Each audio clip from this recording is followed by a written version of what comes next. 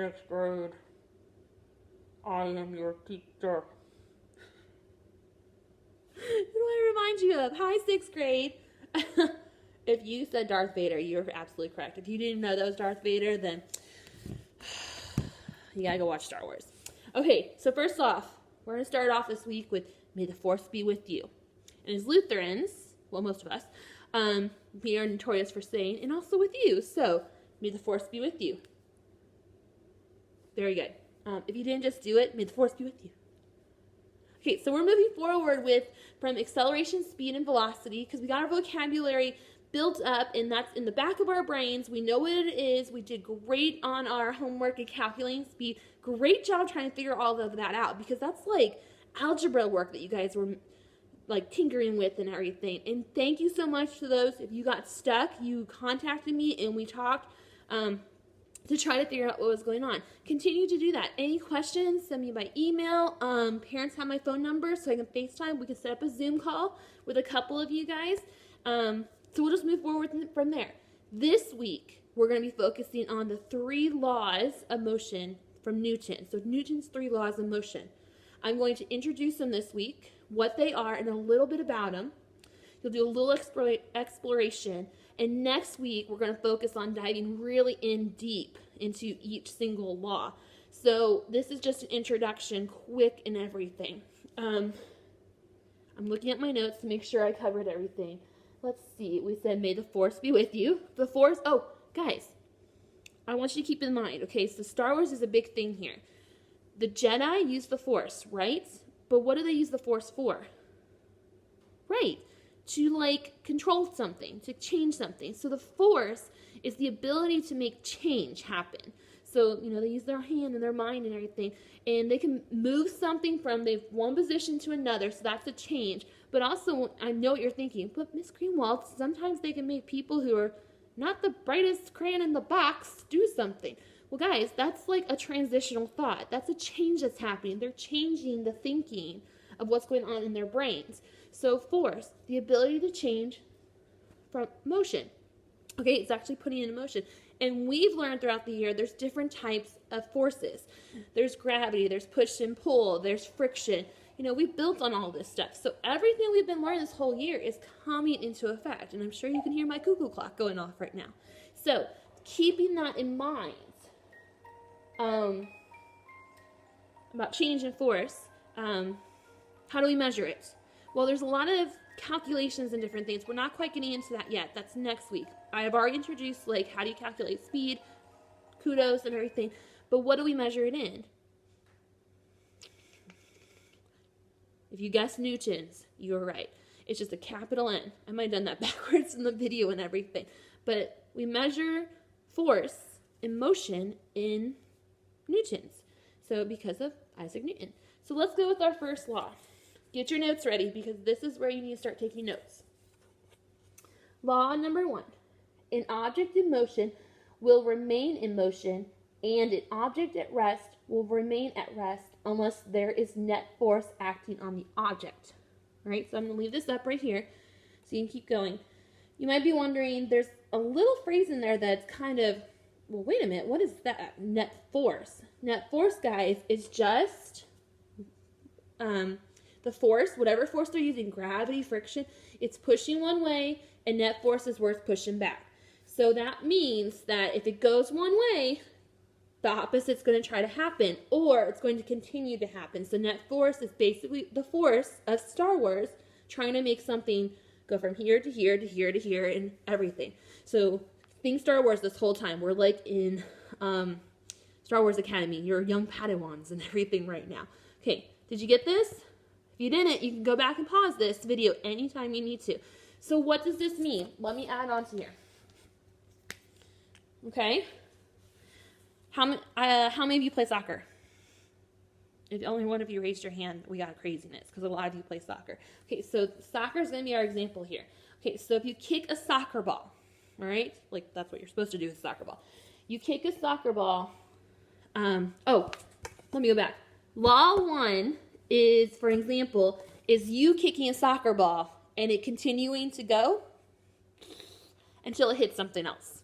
So if that means it hits another person or a pole, the flag, the net, or literally some kind of force acted it to stop. So our example is, write that down after your law, kicking a soccer ball until something stops it. Make sure I'm spelling my words right for you. And here's the question. What is the one thing in the whole universe that would not allow a ball to stop? I know you're really thinking about this. If you said deep space, you're right.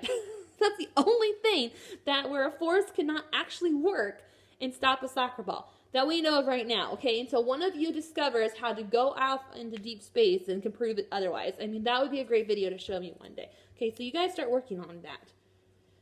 Okay, so write down your example. Here's your law number 1 again. Kicking a soccer ball until something stops it.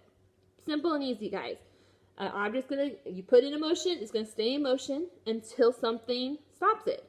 If it's at rest and it's in its position, it's not moving anywhere until something has acted it to get out of that position. Simple and easy, right? Well, here's the trick. Have you ever heard of law of inertia? Law of inertia, sorry. I'm gonna write that down. So keep writing your notes. I'm gonna add this in. And this is actually part of your vocabulary this week. Law of inertia. Okay, this comes into play with law number 1. So law number 1 stating you put something in motion, it's going to stay in motion until it stops. If it's in position, it's going to stay in position until something moves it. Law of inertia is when matter, remember that's like you and me, we're made up of mass and matter. Matter, resistance, so how much matter something has to change in motion. What does Mrs. G mean by that? Okay, so here's the thing. Okay, so law of inertia. Mass resistance at change in motion. You're kind of looking at me going, what in the world does she mean? So this is literally what it means. I forgot. I had a brain fart, pregnancy fart. Okay. No, I didn't really fart. Law of inertia. Matter resistance of change in motion. Okay, basically this means, guys, that if you were to kick 2 balls, okay? If you were to kick, like, let's say a football versus what's something that's really like ping pong ball. Okay, so a ping pong ball is like little, and a football is kind of like shaped funky, but they're bigger. One's bigger, one's little, okay? So the mass of the ping pong ball is not as much resistance as the football. The bigger the object, the more it's going to take, more strength, more force it's going to take to put that thing into, motion. Versus the ping pong, you just kind of flick it and you go, right? So that's what law of inertia is. It's taking place. We can still move things, but there's some more different kind of forces that we have to put into place. And here's something funny. Your mom ever tell you to get out of bed? Here's what you can say back to her. But the law of inertia. You know how hard it is to move yourself out of bed? You ever think about that? That's what I want you to think of when you think of law of inertia. When mom and dad yell at you, get up and get out of bed, lazy head, you can go, but inertia is keeping me here. I mean, I'm just so much bigger than my pillow. Okay, on top of that, there's another vocabulary word, another law to go with this. Law of conservation of momentum. We kind of learned about this, conservation of energy, right? Where we can't change energy. Well, for this one, it's kind of similar. Okay, so I'm writing it down. We've got 2 laws to go with, or law number 1. Okay, so law of conservation of momentum. That is one of your vocabulary. This is when we predict velocity of objects. Okay, so it's us guessing. Remember, velocity is is moving in one direction. It's actually the speed in moving in a direction. Predict velocity of objects. Okay, great example of this one. All right, we have law of inertia. The two different sized balls do require different forces, amounts of force, to get that matter up and moving. Now, law of conservation of momentum means that the velocity is going one direction, but if you put something in motion, okay, so you're thinking, if you've ever played pool before, and you have the 8 ball and another ball, I'm going to draw those out. Okay, so if I have the 8 ball and another ball right here, the 8 ball is the white ball, the one that we always hit in order to get the other balls to go into the holes of the pool table. Now here's the thing. When your stick hits the 8 ball, that force that you've used to hit the 8 ball, that force moves into the other ball. So that is what we call law of conservation of momentum. We moved it to another one. This one stopped, so it goes with the law number 1, and then not law number 2, and then the motion is transferred to another one. So that's what's happening here. Velocity is still taking place. It's still going in the same direction, but it's predicting. We're guessing that this is what's going to happen. All right, so that's a lot for law number 1. So going back, all right, motion's going to stay in motion until it hits something. It'll stay in position unless something pushes it out of position. So the force is definitely taking place on this one. We have 2 laws to go with it. Law of inertia, depending on how much force we have to put behind each object. And law of conservation is the direction that we can transfer one motion to another. If you guys are getting confused, you gotta stick with me, okay? You got questions, let me know. Also, all those enrichment activities are great for reinforcing this stuff and helping you. Law number 2, put it right here, okay? Newton's second law states the acceleration of an object is equal to the net force, there's that net force again, remember movement, of an object divided by the mass of the object. So this is very similar to what I just said with the law of inertia going on, okay? Oh, let me keep it up there. Sorry, I forgot. And everything. Remember, you can freeze this video and you can go back anytime you need to in order to copy this down. So this one, quick and easy. If you add more force, so more Star Wars magic, what do you think is going to happen? If I add more force, really trying to get that brain to rethink itself. You're right, the object's going to move faster. So it's going to have more accelerations. So it's going to take off. So we're going to write more, and I'm going to put ACC for acceleration. Okay, so more force equals faster movement. So this is what this law breaks down to. More mass, though, guys, equals needs more force.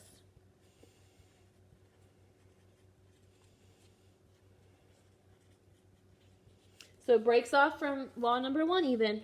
All right, so they're all connected. The more force you use, the faster an object's going to go.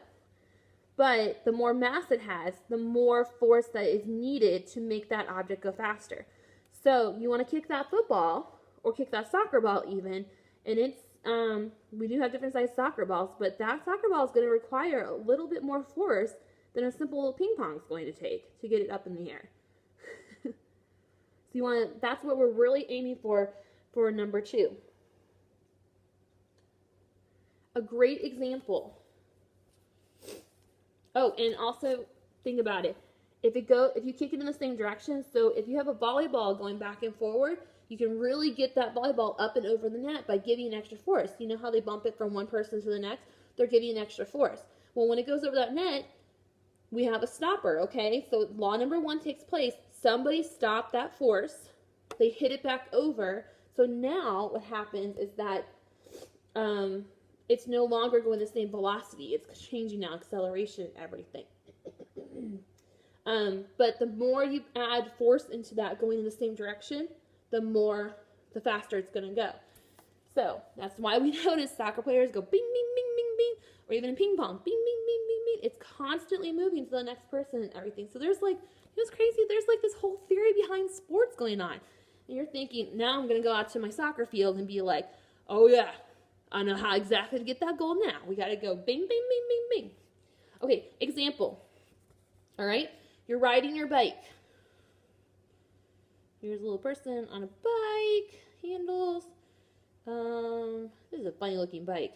Okay, so there's my bike. Okay, now here's the thing. Think about the wind. If you're going, gotta move this so you guys can actually see. If you're going in this direction, guys, and you want to go faster, which way do you want the wind to blow? Right, the same direction. That way you accelerate because some kind of force is helping you move.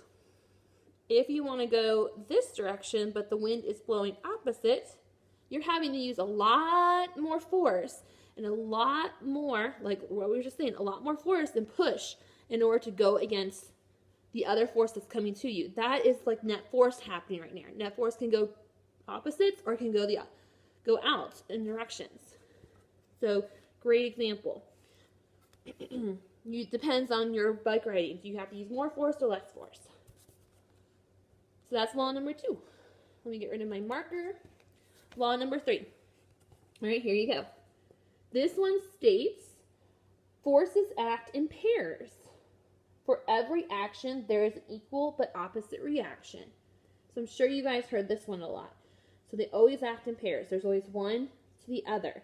All right, just like we always do in science, I'm always having you guys in groups and pairs, all kinds of stuff. A lot of times we do things different or by ourselves, but this is a great example that when something happens, another thing's going to happen. It either happens in the same direction or it's going to happen opposite, as I've been talking with the other two laws. Okay, break this down a little bit. Quick examples. Okay, I want you to write this statement. What force you put into it is what you're going to get back.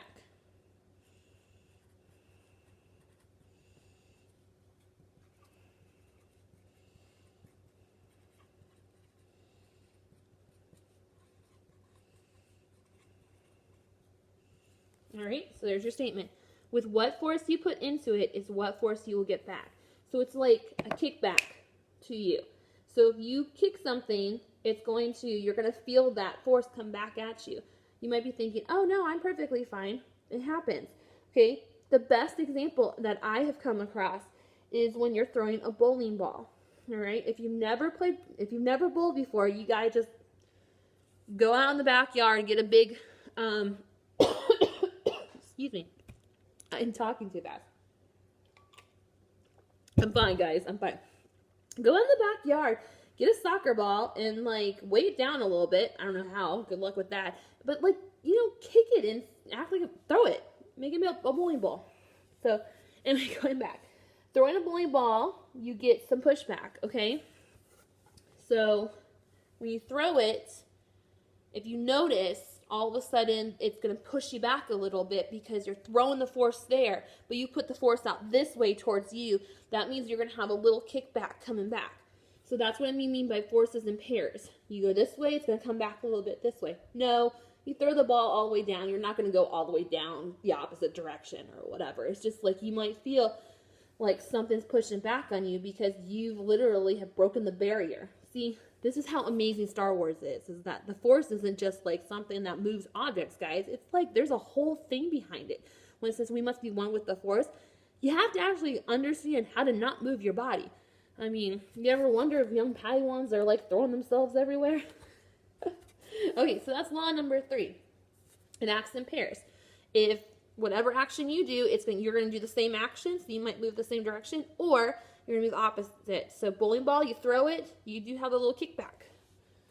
Not completely, but the heavier the ball, the more weight you're putting on, the more mass and everything, the bigger the ball, the more it's going to require you to go faster and whatnot.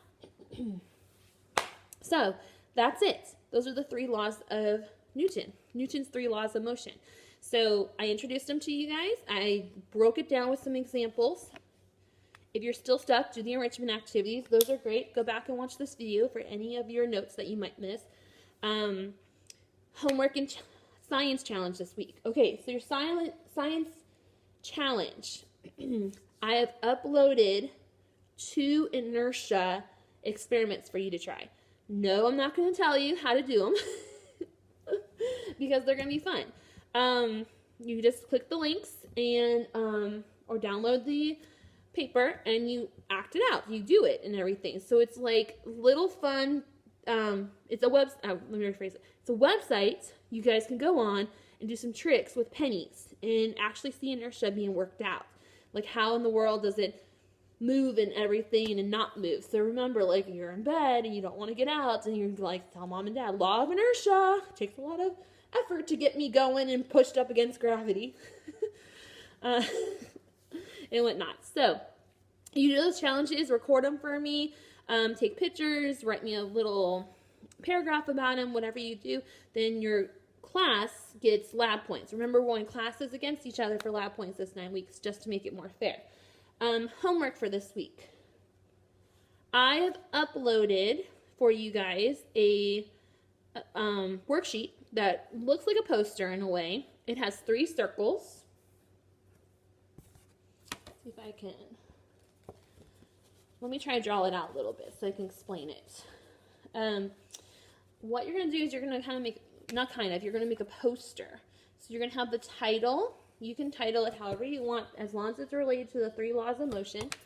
You'll have 3 circles, so it almost looks like a newspaper article. And there will be little boxes next to each circle that have lines. So what you're doing for me is you're making like a poster.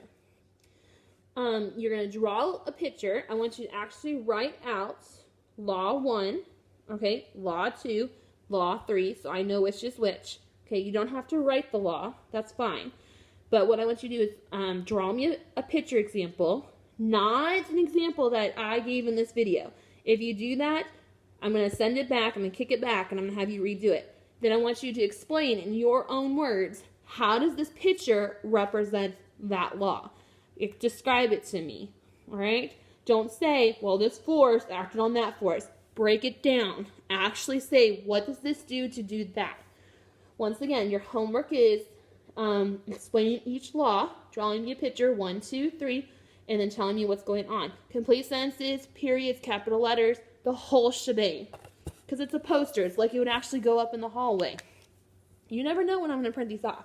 So if you can't print off the worksheet, make your own poster. Make it similar to this. Use that as a guide. I'm perfectly okay with that considering our circumstances, as long as you get that done.